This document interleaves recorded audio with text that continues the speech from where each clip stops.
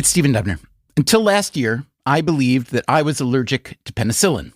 That belief caused me some unnecessary trouble, and I am not alone. As I learned, 10% of Americans believe they are allergic to penicillin, but true penicillin allergies are much rarer than that. So we made an episode about it, which we first published last year. Since then, we have heard from a ton of listeners who checked out their own alleged penicillin allergies. And you may have run across this topic on the HBO medical drama, The Pit. Hanging a gram of Ansef. Wait, he has a penicillin allergy. No, PenFast was negative. We're okay. My mom said I got a rash with amoxicillin when I was 2. Yeah, probably not a true allergy. Go ahead and give it, Kim. Most people who think they have a penicillin allergy actually don't. But many, many people still avoid penicillin based on a faulty diagnosis. So we decided to replay this episode for you today. As always, we have updated facts and figures as needed. All your feedback is welcome. Our email is radio@freakonomics.com. They say it is always a good idea to express gratitude. So here's what I'm most grateful for right now. My health. For much of 2024, I was sick.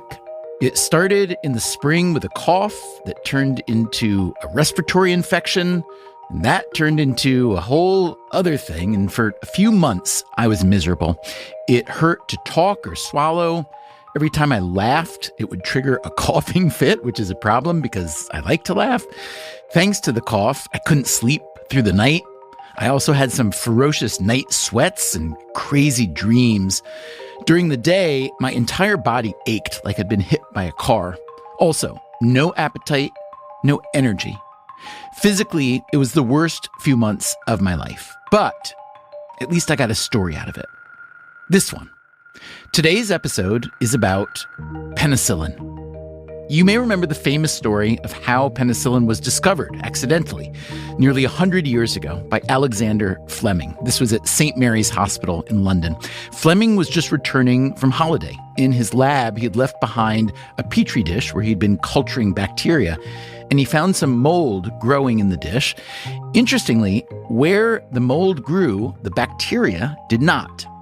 It turned out that this mold juice, as Fleming called it, could kill many types of bacteria, not just the one growing in that petri dish. Penicillin was eventually used to treat strep throat, meningitis, dental infections, gonorrhea, and much more. It came to be thought of as something like a miracle drug. The penicillins are in fact a family of antibiotics, including amoxicillin, ampicillin, methicillin, and several others.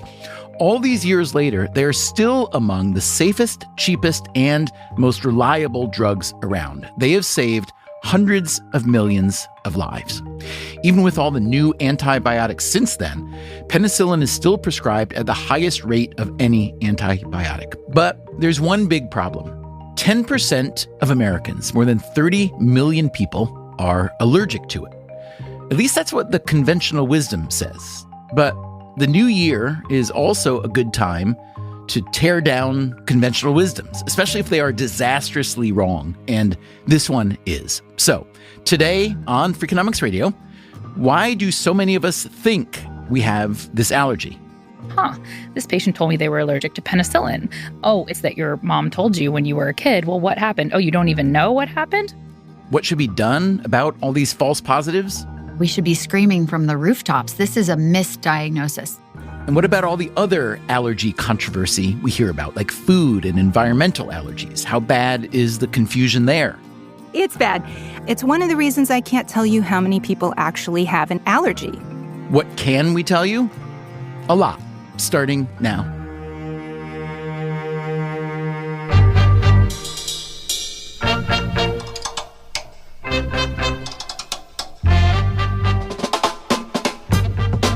This is Freakonomics Radio, the podcast that explores the hidden side of everything, with your host, Stephen Dubner.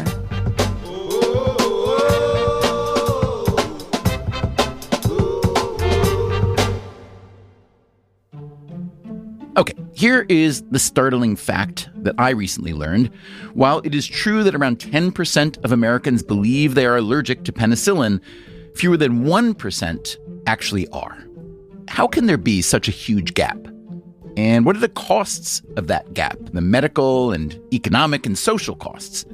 Those are some of the questions we will try to answer today, starting with this new friend of mine. Elena Resnick. I'm an allergist and immunologist. And how does one get interested in allergy and immunology? I always knew I wanted to be a doctor. My dad's a doctor, and there was never any doubt about that. I was lucky to have a lot of great mentors along the way.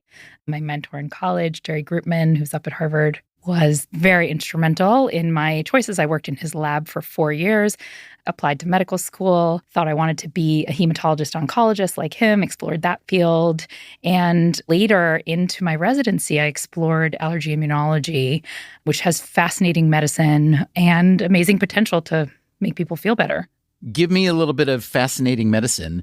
I find almost every branch of medicine pretty fascinating, in part because there's so much mystery still. I mean, as much as we've learned, there's still so much that we don't know. So what was it that really got you hooked there? The immune system in particular is fascinating because we know so little about it. It's so important, right? We need our immune system to protect us from disease and to fight things off. When it goes haywire, we can end up with autoimmune disease, which is where our own antibodies attack us. Or we can end up with allergic disease, which is when different types of antibodies, IgE antibodies, react against substances that are harmless. But if we make antibodies against them, we can run into big trouble. Define IgE for me. IgE is immunoglobulin E. It's an immunoglobulin that's made by B cells. It probably had more of a function evolutionarily in terms of fighting off parasitic disease, et cetera. It certainly was not evolutionarily made to react to peanuts and pollens, but we don't know why. In some people, those types of antibodies are made that are specific against harmless substances.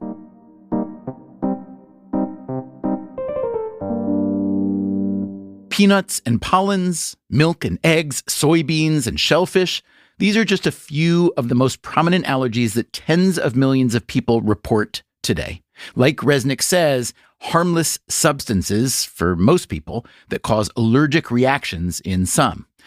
Given the magnitude of allergies, especially in the U.S., you might think that there are a million Elena Resnicks out there, but she is one of just 5,000 allergists in the U.S. If you need an anesthesiologist, there are more than 40,000. If you need a pediatrician, there are 60,000.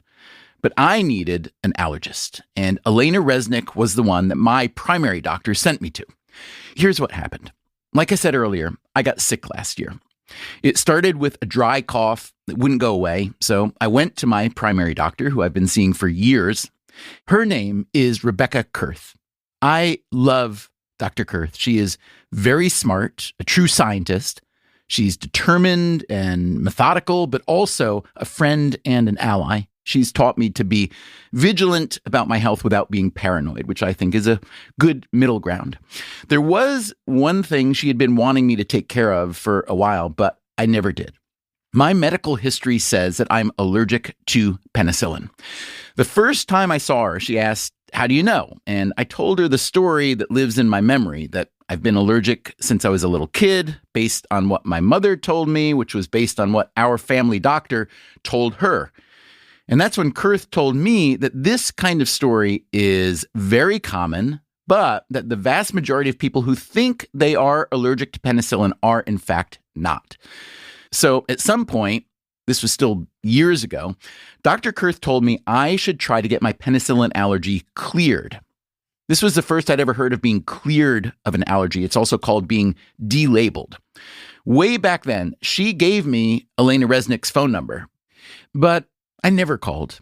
It just seemed like a hassle, time-consuming and expensive, and I didn't see why getting cleared for penicillin was a big deal since there are so many modern antibiotics. So I did not go see the allergist back then.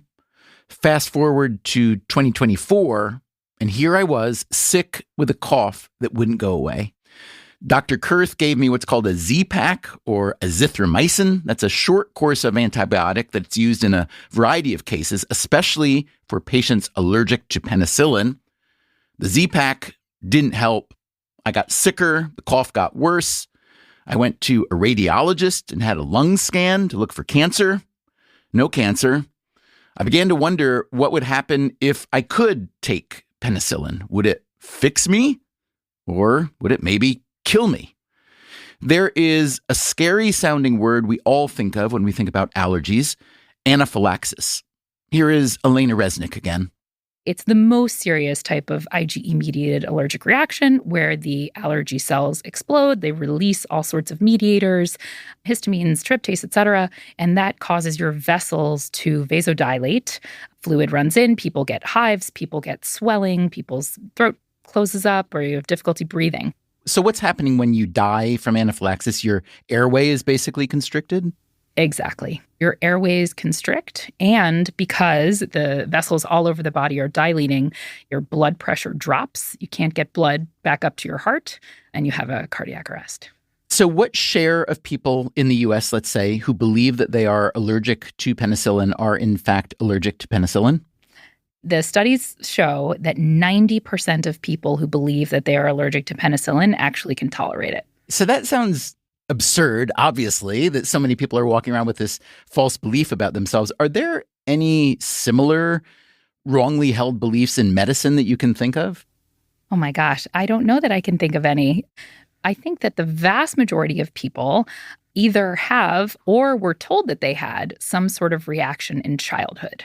So that is the most common history. The story that I told myself my whole life when I was thought to be allergic to penicillin was, well, medical research has been so amazing that there are all these other drugs, and like penicillin, or the class of drugs called penicillin, it doesn't really matter if I can't have access to them. How wrong was I in that assessment? I think you are 100% wrong, I'm sorry to say. The other drugs, we're so lucky to have them, but many of them have much more severe side effect profiles than penicillin does. They can have more serious complications.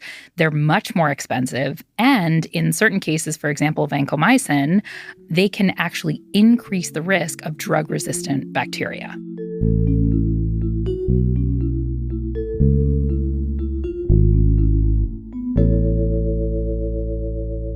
So you can see the problem here. A lot of people who would benefit from penicillin think they are allergic to it and that they might die if they take it. The vast majority of them are not allergic, but many of them don't even think to get cleared, and doing so takes some effort. It starts with what's called a prick test. Elena Resnick again. How do we do that? So every good experiment has a control, and the controls that we use are saline, which is salt water. Nobody's allergic to that. And histamine, which is the body's allergic chemical.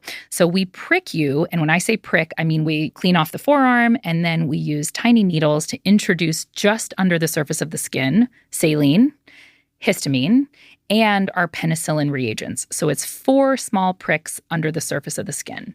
So you're not giving me enough to hurt me if I am allergic? Exactly. But if I am allergic, then what happens? If you are allergic, we would expect that where we pricked you with the saline, nothing would happen. Where we pricked you with the histamine, you'll get a red itchy bump. And where we prick you with the penicillin, you will also get a red itchy bump. That's considered a positive test. We say you've tested positive for penicillin allergy. That's it. Go home. Continue to avoid penicillins. If it's negative, we go on and do the intradermal test, which hurts a little bit more. We're using the same reagents, and we're putting them just under the surface of the skin. And again, we look to see, do those bumps get any bigger during the waiting period? And we're comparing them again against saline. If that test is positive, again, you go home. That's it. You're allergic. But if that test is negative, we now have a skin prick and intradermal tests that are both negative, and the studies show that in those cases, it's 95% likely that you'll then pass a penicillin challenge. I think in real life, it's probably much, much higher than that. But we go ahead and we do an oral challenge, which is just what it sounds. We give you a dose of a penicillin. We use amoxicillin, which is a common oral penicillin. We give you that dose. We have you wait in the office for about 2 hours just to make sure that you're fine. And that's the gold standard, right? Tests are tests. But if you take the medication and you're fine, then we know you're not allergic. This clearing process that Dr. Resnick just described, that's what I did in her office a few months ago. I did the skin prick test. I did the intradermal test, both negative. And then at a later visit, I took a dose of penicillin, and I waited in her office for a couple hours to see if I had an allergic response. I did not. I could now definitively say that I am not allergic to penicillin, probably never was, although it is true that some people grow out of allergies over time, just as some people grow into them. But whatever childhood rash or temperature spike had led our family doctor to declare me allergic to the penicillin he gave me was likely due to something else, perhaps a viral infection rather than a bacterial one. So now I could take penicillin if I needed it, and it appeared I might because my illness had deepened. I went back to Dr. Kurth's office for another round of tests, and we turned up some interesting evidence this time. By now, I had something called non-group A strep throat, which seemed to be responsible for some of my symptoms, but I also had thyroiditis, an inflamed thyroid gland. This was the first time in my life I'd ever thought about my thyroid gland. I didn't even know where it is. It turns out it's in the front of the neck, and it's shaped like a butterfly. It is also a quiet superstar of the immune system. The thyroid produces hormones that help regulate everything from brain and muscle function to body temperature and heart rate. It can also pitch in when your immune system is already under attack. And that's probably what happened to me. The strep got so bad that the thyroid marched in like some auxiliary army, but without any specific orders, it just started shooting out hormones. So I was a mess, but I was no longer allergic to penicillin. So I swallowed as much amoxicillin as Dr. Kurth would allow, and even though it took a while, the healing began. My cough gradually died down, my voice started to come back, and then my energy too. I started sleeping through the night. That was probably the biggest thing. For the first time in months, I felt human. Could all that suffering have been prevented if I had taken penicillin back when the trouble started? It's hard to say for sure, but it's quite possible. Here is another physician who specializes in allergy. Nothing kills bacteria better than these drugs. That is Kimberly Blumenthal. She is an allergist, immunologist, and researcher at the Mayo Clinic. When we spoke with her for this episode, she was at Mass General Hospital and Harvard Medical School. Blumenthal has written dozens of papers about penicillins, not just about the allergy confusion, but about their effectiveness. If your infection is sensitive to these drugs, they are the best drugs out there. From an adverse effect profile, they're also much more benign than other antibiotics. Unless you happen to be allergic. Unless you happen to be allergic. Penicillin allergy was described immediately after penicillin was released, and it's the same with all drugs. You release new drugs, and we find patients that are allergic, but antibiotic allergy is misdiagnosed most of the time. Why is that? When we have infections, we get rashes. It's really as simple as that? Yeah, especially in children. Children get rashes when they have infections. Those infections are treated with antibiotics. There's misattribution of allergy. So often it might even not have been a bacterial infection, it might have been a viral infection? Absolutely. For years and years, we have had this idea that an infection requires antibiotics. And only like the past 5-10 years, we've tried to pull back on that because of antibiotic resistance. So the moral of the story is, if your kid is really sick, just let him stew. Is that the moral of the story or not quite?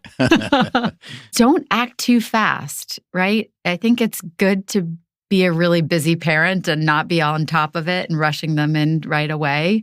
But to be fair, when the parent rushes them in, then it's the physician's opportunity to slow things down.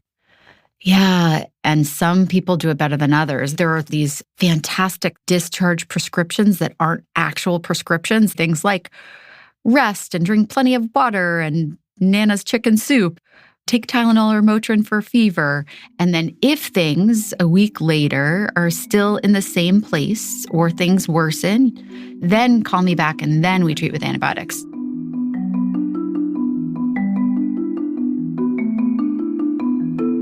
When Blumenthal was in medical school, she became fascinated by the idea that two patients with the same infection could have entirely different outcomes depending on how they were treated. I really was drawn to the idea of how important the choice of what drug was the key decision. What drug is right for this patient?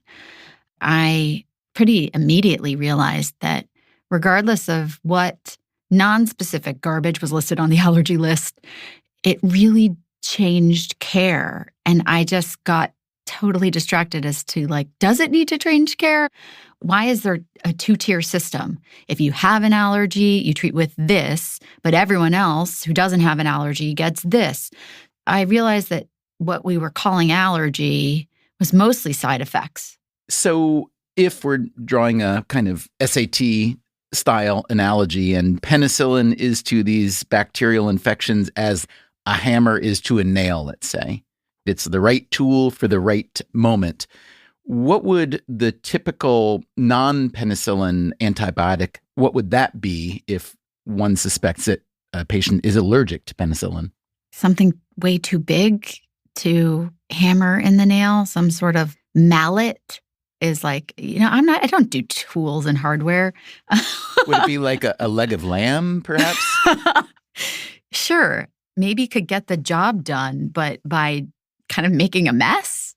So talk about your own practice as a clinician and tell me roughly, if you can, how many people have you tested over your career who thought they were allergic to penicillin and what share of them actually were? If I were to see something like 5 patients for this a week myself, and I've been doing it for over a decade, we're near 3,000 patients. I've seen probably 20 allergic. And when you say you've seen 3,000, those are 3,000 who are suspected of being penicillin allergic? Yeah, they present to my clinic at the suggestion of their primary or their surgeon or themselves.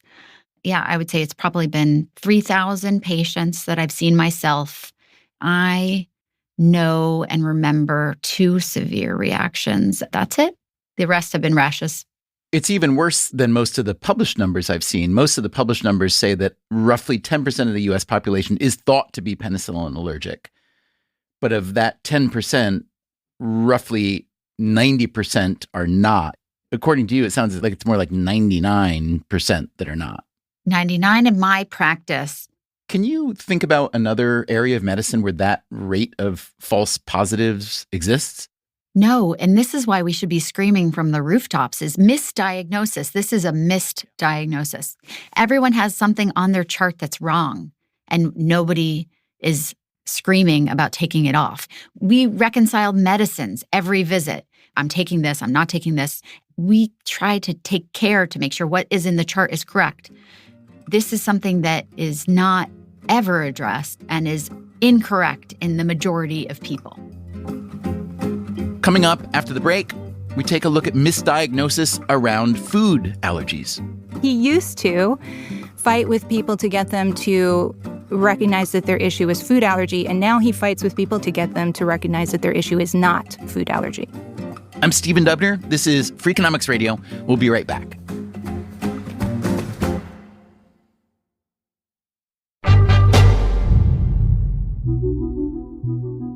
You could imagine that artificial intelligence will soon be helpful in sorting out things like who's allergic to what, but we're not there yet.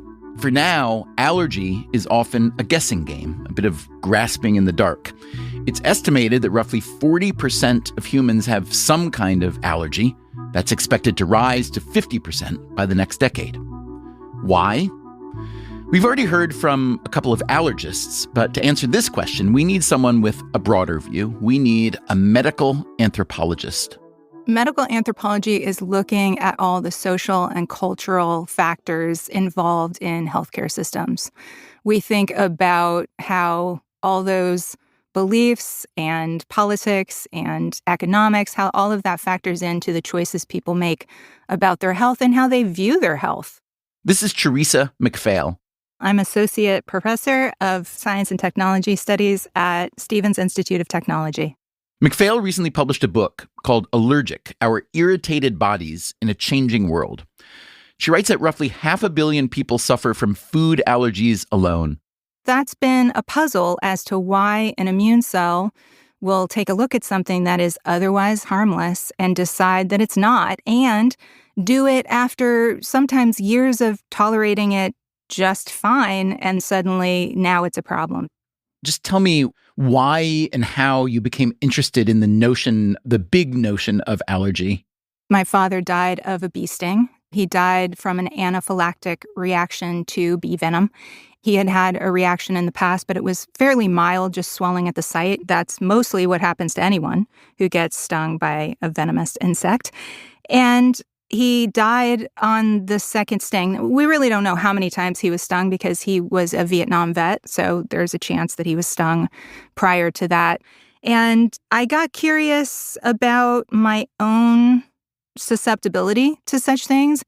Years later, I was diagnosed with allergies, but I am one of the rare people that do not react to skin or blood tests.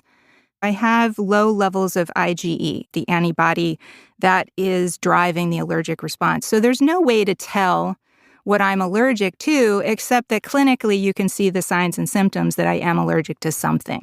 So what are you allergic to? I think, based on my years of detective work, that I'm allergic to grass and probably ragweed and maybe dust mites. Can you just say what an allergy is and what an allergy is not? Oh boy, how much time do we have? This is part of the problem. There's a lot of confusion about what an allergy is and isn't. The easiest answer I can give you is that an allergy is when your body responds to something that is otherwise harmless and triggers an immune response. If your immune cells are not involved in the response, then it is not an allergy. The classic example is milk allergy versus milk intolerance. On the surface, if you have a mild milk allergy, it's going to look the same, perhaps an upset stomach, feeling kind of gross, some gassiness. But the difference is with the intolerance, there's something else going on. In this case, you're not able to digest lactose because you lack an enzyme. But it's producing symptoms that would seem familiar to someone whose immune cells, whose T cells and B cells are producing antibodies and attacking that milk protein. Except that the allergy can, escalate. You can get a skin rash, you can get wheezing, and you can end up in the ER with a full-on anaphylactic event. That's not going to happen with intolerance. But if you have mild forms of this, you're going to be confused, and you might just assume that you have an allergy. And the only way to know for certain is to see an allergist. The problem there is we don't really have enough of them. They're specialists, and you need a referral to see one. And so a lot of people are out there self-diagnosing. Are allergic rates rising, or is there just more awareness and or diagnosis and or treatment? We think, as far as we can tell, that they are rising, but it's complicated. We know that rates of asthma and hay fever started to rise post-World War II, like 1950s, 1960s, and continued right up until the 1990s. And now they seem to have been flattened. But what has been rising in the wake of that are rates of food allergies. We know this because of several reasons. One is you can look at ER visits. You can see when someone is showing up with asthma or with a rash, like a very bad eczema eruption, or they are having anaphylaxis. The other thing that we can track is EpiPen or adrenaline prescriptions. Those raised 3 to 4 times from the 1990s to around 2018, 2019. As with penicillin, the discovery and isolation of adrenaline is another great story from medical history. I won't go into the details here, but it's worth reading about if you're so inclined. A dose of adrenaline, or epinephrine, administered in an EpiPen, for instance, is the first-line treatment for anaphylaxis. When Teresa McPhail cites the huge spike in EpiPen prescriptions as evidence of a huge spike in allergies, well, she also points out that much of the demand was driven by the supplier. Mylan Pharmaceuticals marketed the EpiPen aggressively across many channels. Over one 10-year period, McPhail writes, they hired more lobbyists than any other U.S. company. This led to a relabeling of the drug by the FDA, which made more people eligible to take it. Mylan also lobbied state legislators as a means to get more EpiPens into schools. They also partnered with Disney to produce children's books about allergy sufferers. So, how big is the allergy market? The global market for epinephrine is about $2 billion a year, with 60% of that sold in the US. If you look at hay fever, one recent study put the cost of treating Americans at over $4 billion a year, more than $1 billion of which goes to medication. If you look at the entire category of allergy remediation, the global sales of tests and treatments is around $40 billion a year.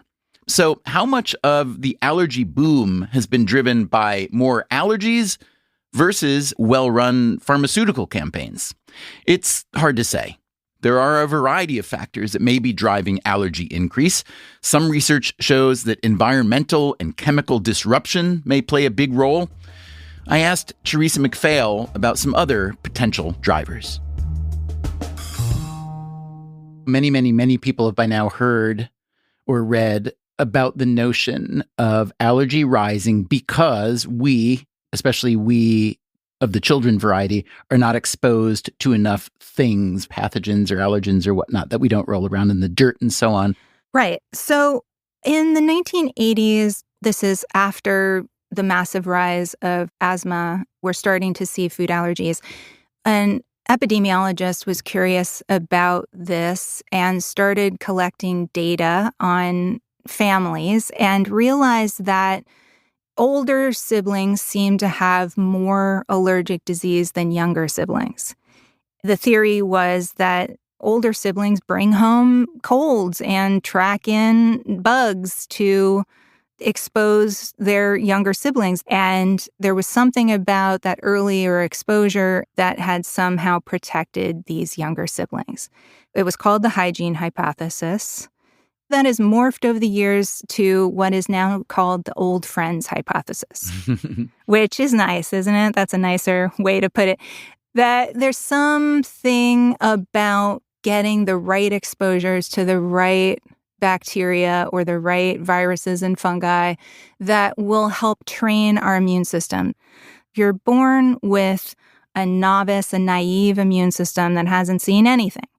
And you're born with an innate immune system, which means there are things online from the very beginning that just act as a brute force response to anything that threatens the individual. And then you have an adaptive immune system, which involve your T cells and your B cells and your antibodies that remember the things that you've been exposed to. And so the theory is those have to be trained.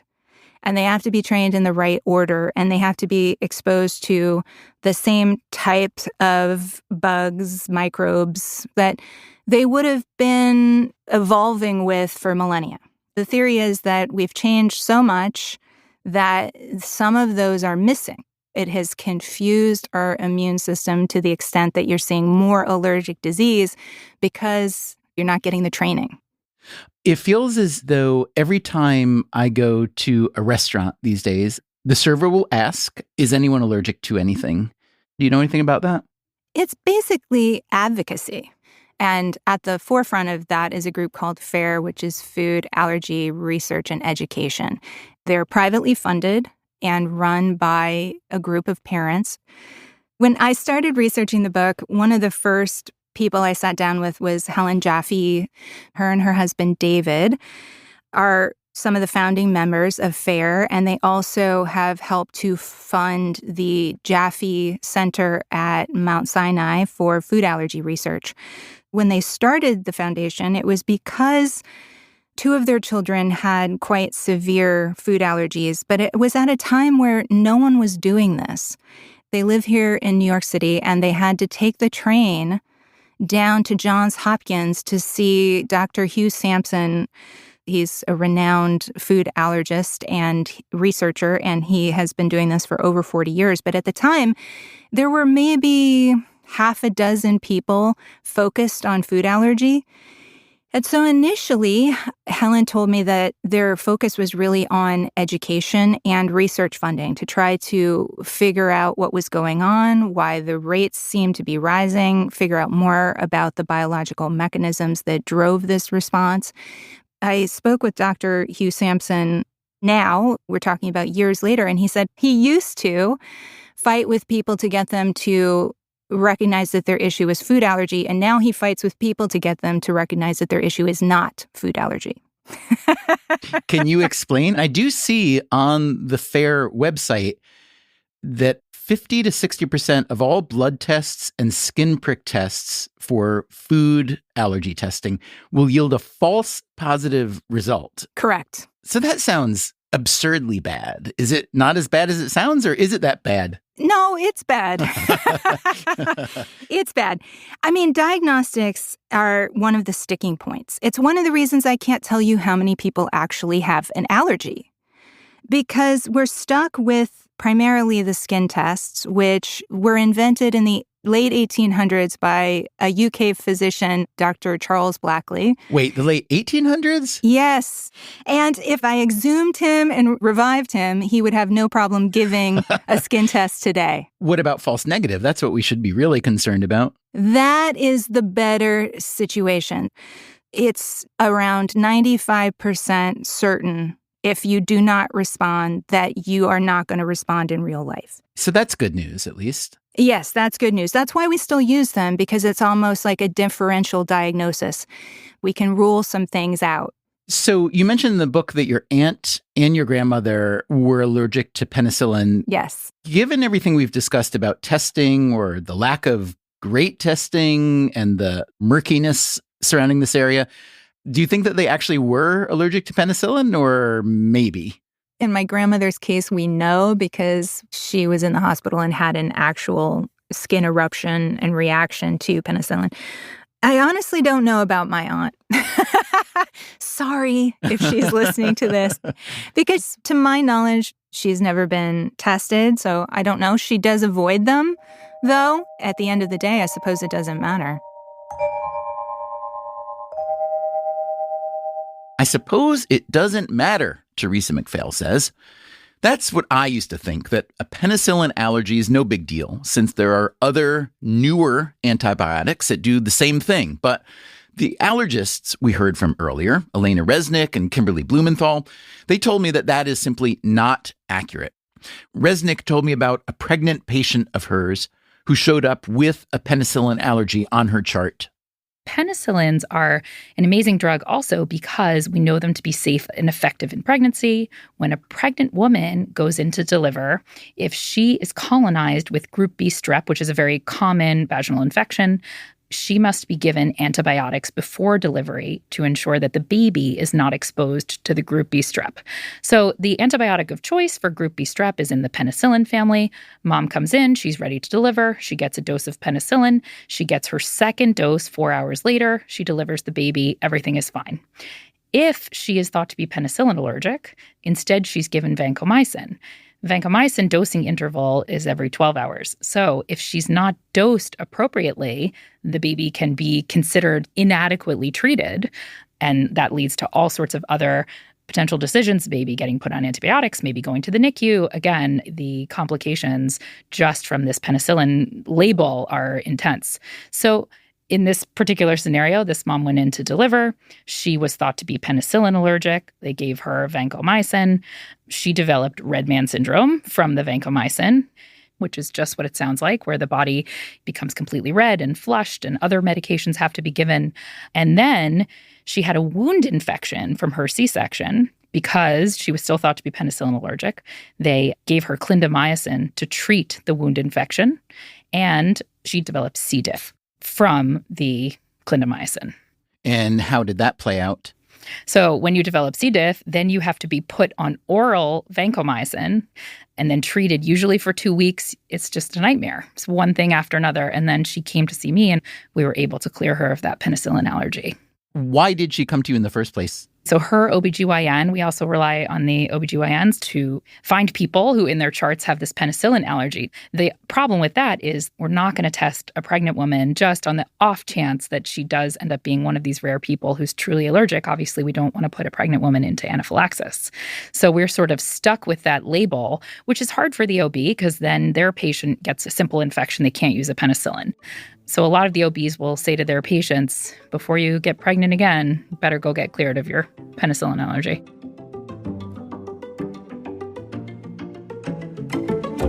The fact is that a mislabeled penicillin allergy, and as we've established, the vast majority of penicillin allergies are mislabeled. This is a serious thing. The risk of post-surgical infection is much higher. So are your chances of dying.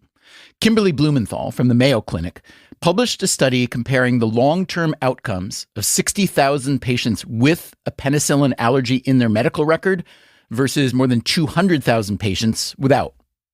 We did an all-cause mortality study in a very nicely controlled observational study. 14% increased all-cause mortality. If you have... Wait a minute. If being labeled penicillin allergic is producing that many more deaths, what exactly are the adverse outcomes that you're avoiding if you're able to take penicillin? There's avoiding antibiotic resistance, C. diff colitis, avoiding too long of hospital stays, avoiding surgical infections if you had needed an operation. And then there's avoiding other adverse events that result from a choice of antibiotic that's just more toxic and by its nature caused more renal failure or caused more diarrhea or whatnot. This may be impossible to say, but let's say there are two observationally equivalent patients. Let's say me, and let's say I have a twin, okay? And one of us has been labeled penicillin allergic, the other hasn't. We have the same medical problem come up. I'll let you pick the problem. One of us receives a penicillin drug, the other is not eligible to do so. Even if his allergy isn't real, we think it's real. How would you think about comparing the medical and economic outcomes of person A and person B? It's such a no-brainer. I mean, when you give me this description, what comes to mind is two people who have strep throat. Strep throat and a penicillin allergy label. One person gets penicillin. That's indicated for penicillin. Strep throat goes away, no long-term sequelae. They're fine. It was cheap. And then the other person gets a Z-Pak, a zithromycin, and it doesn't fully go away. Then they call back and they get another antibiotic. Maybe this time they get a bigger antibiotic, and that causes some problem. They might get a tonsillar abscess. They get a quinolone, ciprofloxacin unnecessarily, or some other medication. And then I mean, I don't know what any of those are, but all those syllables sound bad to me. Yeah. There's no rule like the more syllables the antibiotic has, it's worse. I wish it were that simple. Okay, that's not simple, but this is. Misdiagnosed penicillin allergies are costing all of us a lot of suffering and dollars. So, why isn't more being done to solve this problem? Because the public doesn't decide which grants get funded. That's coming up after the break. This is Freakonomics Radio, and I'm Stephen Dubner.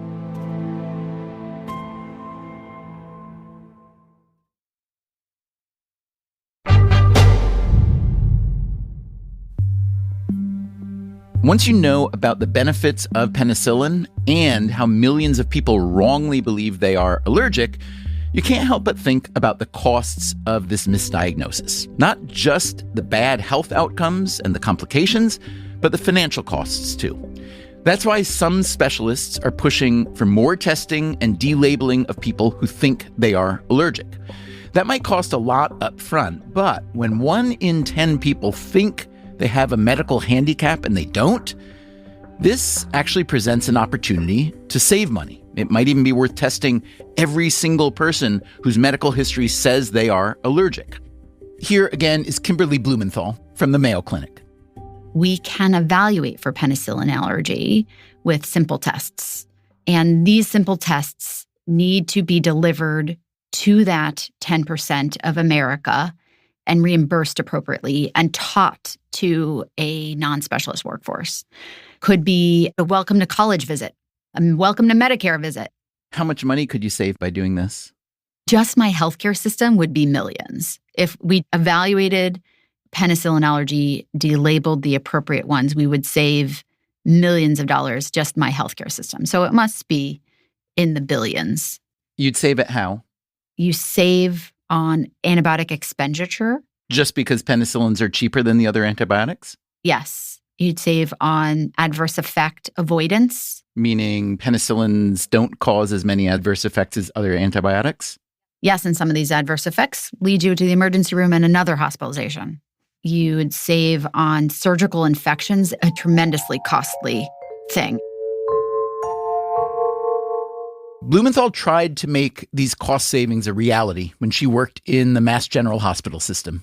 In our hospitals, without an allergist involved, there is sort of algorithmic care that can clear allergy in low-risk situations with just a protocol, just a little bit more observation. You're already in the hospital. You're being observed. Your vital signs are already on record there. Yeah. And is the idea as simple as you feed the key vital signs into the allergy algorithm and see if indeed there's a likelihood that that person is not allergic, and then maybe do some challenge testing? Is that the way it works? We do it when patients have infections. So we don't do it electively, like if you're there for something not related. But if you have an infection that an allergy is getting in the way of best care, we have a 2-step drug challenge process. And as long as the patient's healthy enough to do that, we do it. So we give a small amount, watch the patient, give a full amount, watch the patient. And then if that's the drug that they need to be treated with, they just continue that drug right then and there. Since there is a treatment for the allergic response, but the default is to not give penicillin if there's a suspicion of allergy, what would happen if you just flipped the default and said, no, we're just going to give penicillin, and if they happen to be in the small group of people who are allergic, then we'll watch and we'll treat it. Is that such a terrible idea, or would you kill a bunch of people by accident that way? You would kill some people by accident. And in America, it's just a non-starter. Because we don't want to kill anybody, you're saying? Well, there's also this doctor, first do no harm, like the oath we take, and it feels wrong to just disregard allergy labels entirely. The hospitals where Blumenthal worked have achieved a 9% delabeling rate over a decade. The national delabeling rate is less than 1%. There's something interesting to notice about Blumenthal's approach. Many specialists in many industries are always trying to grow their leverage to become ever more powerful gatekeepers. Blumenthal is moving in the opposite direction. She wants to shift leverage away from the allergists in order to help more patients. This would happen through better technology, better training, and better regulation. In some states, pharmacists are now allowed to perform the skin tests for penicillin allergy. Last year, a Republican congressman with Democratic support reintroduced the PAVE Act. That stands for Penicillin Allergy Verification and Evaluation. It would fold allergy awareness into annual wellness visits and the preventive Welcome to Medicare visits that Blumenthal mentioned earlier. So that all sounds good, but let's not get too excited. Overall, the false positive problem in penicillin is underexamined and underfunded. I can tell you with confidence that I was the first penicillin allergy grant that the NIH funded in 30 years. Whose area is it? Is it infectious disease? Is it allergy? It's multidisciplinary. Is it surgery? Is it obstetrics? Because penicillins are used by everybody. Dentists. It was very hard to know who takes ownership of something that crosses every single discipline. When disciplines cross, disciplines compete. Given the cost of medical research, these can be multi-billion-dollar competitions.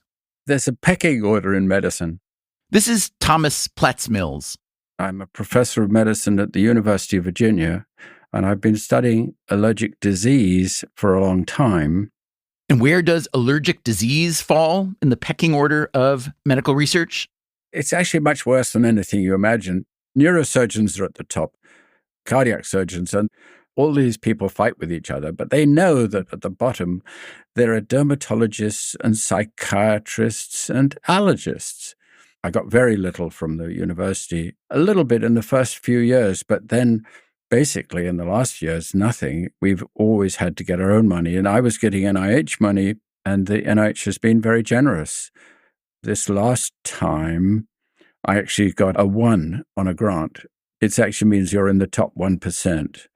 And then I got a merit award, and the merit award is absolutely wonderful because from 18 to 28, I'm funded by the NIH, 10 years instead of 5. Tick bite research is hot. Platts Mills is a giant in the field of allergy research. Some of his early work was on the connection between asthma and dust mites. More recently, he and his team have found that getting bitten by the Lone Star tick can trigger an allergy to a sugar molecule called alpha-gal, which is found in the blood of mammals, which means the tick bite can therefore render a person allergic to red meat. As Platts Mills said, tick bite research is hot. The Congress voted $100 million for it so that we can get tick bite-related grants for different aspects of our research. And that's been tremendously helpful. Why do you think ticks are such a good selling point for voters, Congress, et cetera? Just because it's relatable? Oh, come on.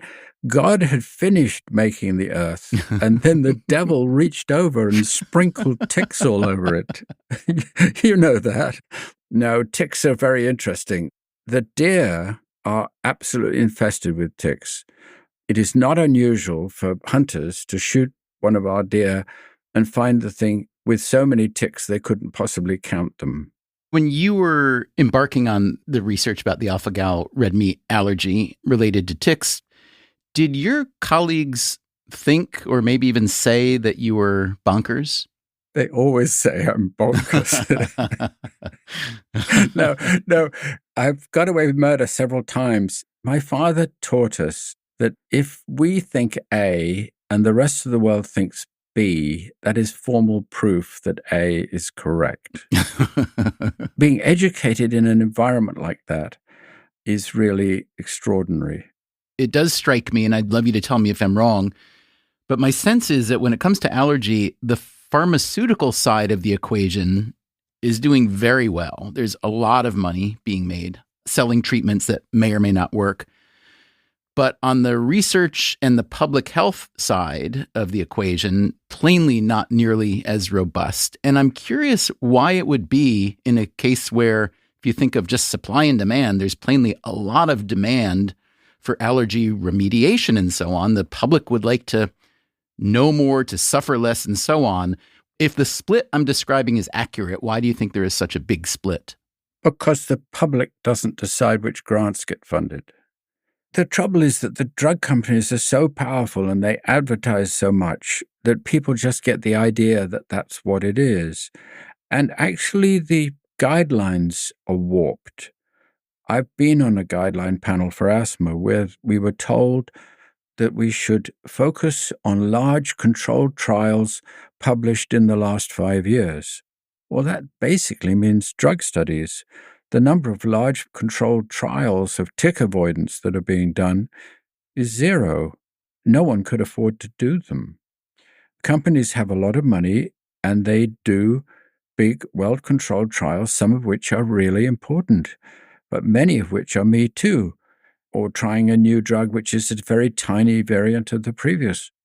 It's much more important to try and understand what's happened.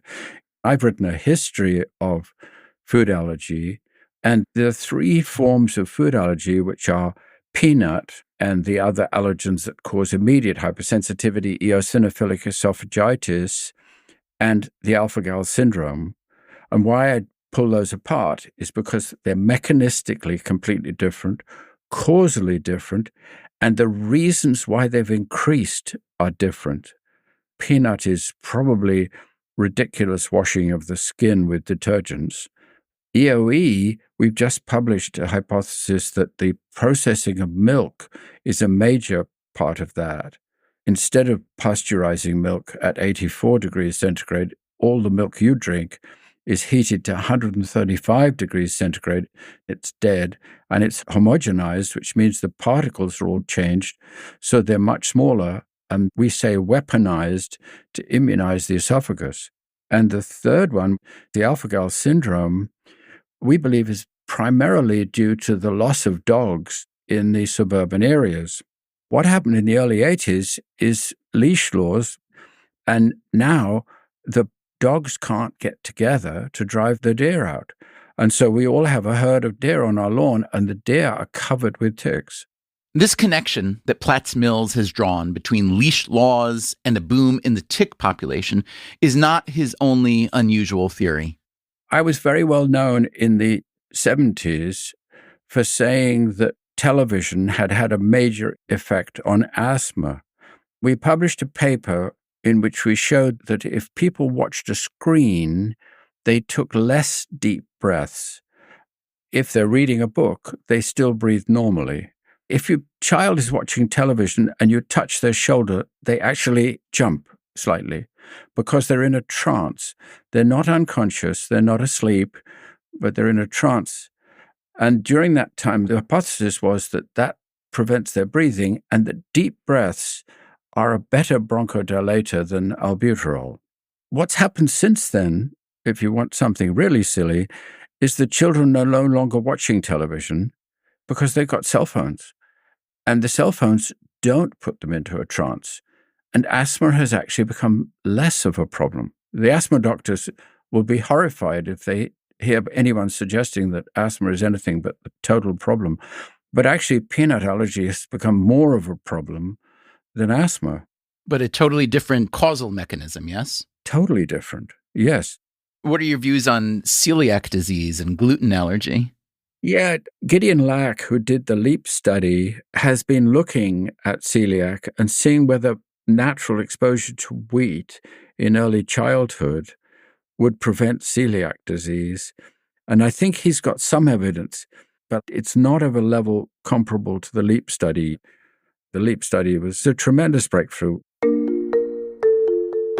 This LEAP study, that stands for Learning Early About Peanut Allergy, was published in 2015 by the pediatric allergist Gideon Lack. It argued that feeding peanuts to babies will actually reduce their risk of a peanut allergy. Much of the evidence came from Israel, where babies routinely eat bamba, a puffy, peanut butter-flavored snack. Full disclosure, some adults also love bamba. Given what we've been hearing about allergies these past few decades, especially peanut allergies, you can imagine that many parents would be terrified to let their baby get anywhere near a peanut snack.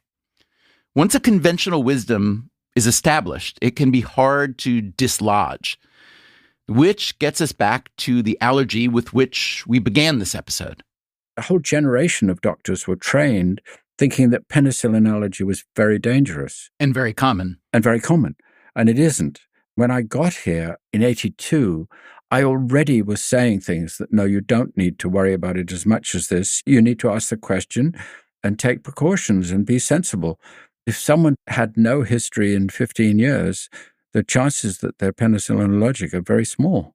So what are some solutions? Can you talk about clearing people of penicillin allergy, for instance? By the way, the reason we're doing this episode is this is something that happened with me. I was told as a child I was allergic to penicillin. I avoided it for approximately 50 years. My current doctor, she said, we should test. So I did. And you were negative. I was negative, but I had to go through this, 2-day, first the test and then the challenge test where you actually get a little bit of it. And it's plainly something that's not scalable right now. So I'm curious what you think are solutions. I'm wagging my head. People have been trying for a long time. I can't tell you how many of the residents who apply for our fellowship have been doing a study on delabeling penicillin. So this is not something that people are ignoring. Can you explain why it's so difficult? Because as much as medical technology has changed, everything from time-release medicines to the mRNA vaccine, there's so much technology that has accelerated discovery in medicine. Why is it so hard in this case to come up with a, let's say, cheaper, faster, more scalable way to clear people? Well, there's quite a lot of literature that says you can't quite rely on a blood test. And that's what we should have, is a simple blood test for IgE to penicillin that absolutely solves the problem.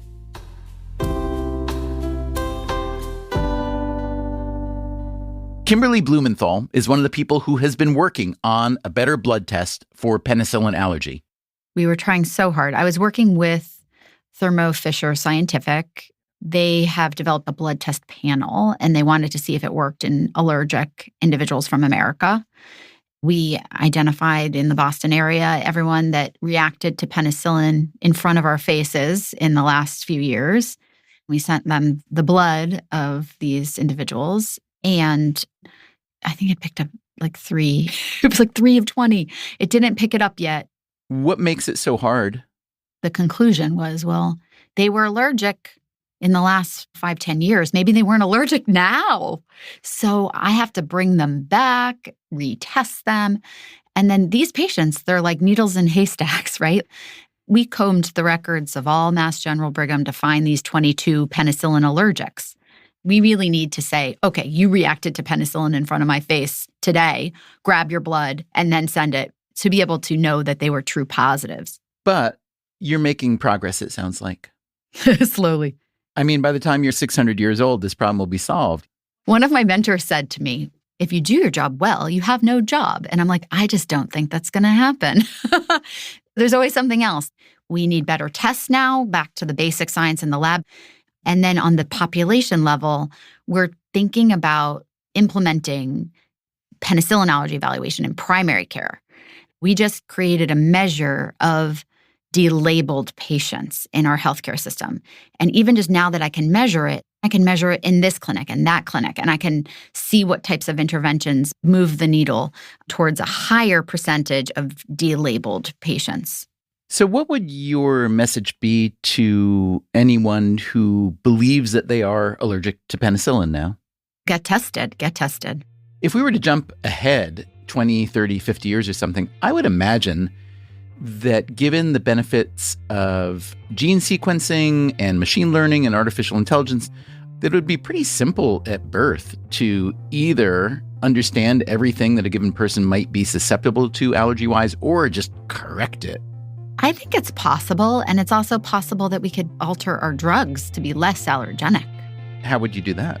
Oh, goodness. We'd have to know what metabolite of the drug is forming bonds in our body to make the allergen.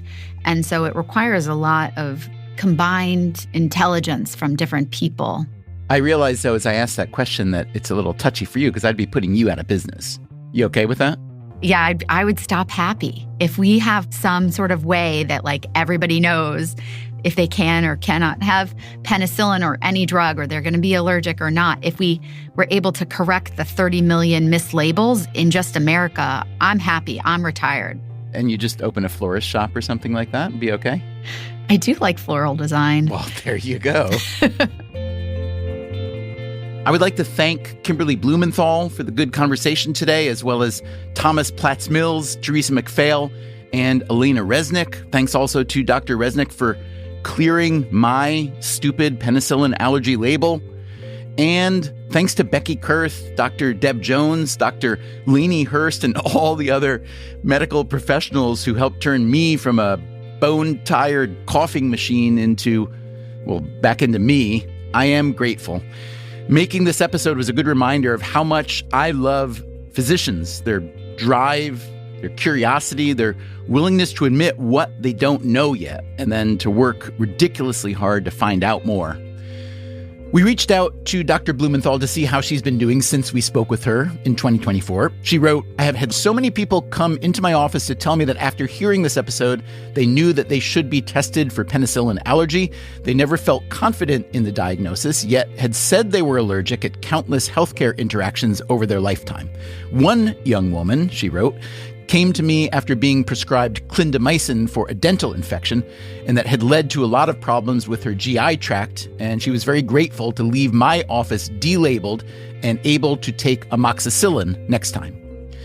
That's it for today's episode. Also, we have just launched a new show in addition to Freakonomics Radio. It's a video talk show called Better in Person, and I think you will love it. If Freakonomics is about how things work, Better in Person is about how people work. You can watch it on the Freakonomics YouTube channel. I do hope you will watch it and leave adoring reviews and tell all your friends. You can even tell your enemies. And we will be back right here next week with a new episode of Freakonomics Radio. Until then, take care of yourself, and if you can, someone else too. Freakonomics Radio is produced by Renbud Radio. You can find our entire archive on any podcast app.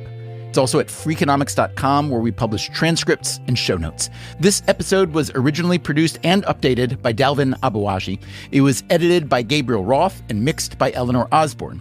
The Freakonomics Radio Network staff also includes Augusta Chapman, Ellen Frankman, Elsa Hernandez, Ilaria Montenacourt, Jake Loomis, Jeremy Johnston, Mandy Gorenstein, Pete Madden, and Teo Jacobs. Our theme song is Mr. Fortune by the Hitchhikers, and our composer is Luis Guerra.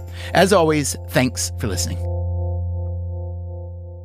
Is that Far Side? Far Side. It sounds like you spend as much time with comics as you spend in the lab. Of course that's true.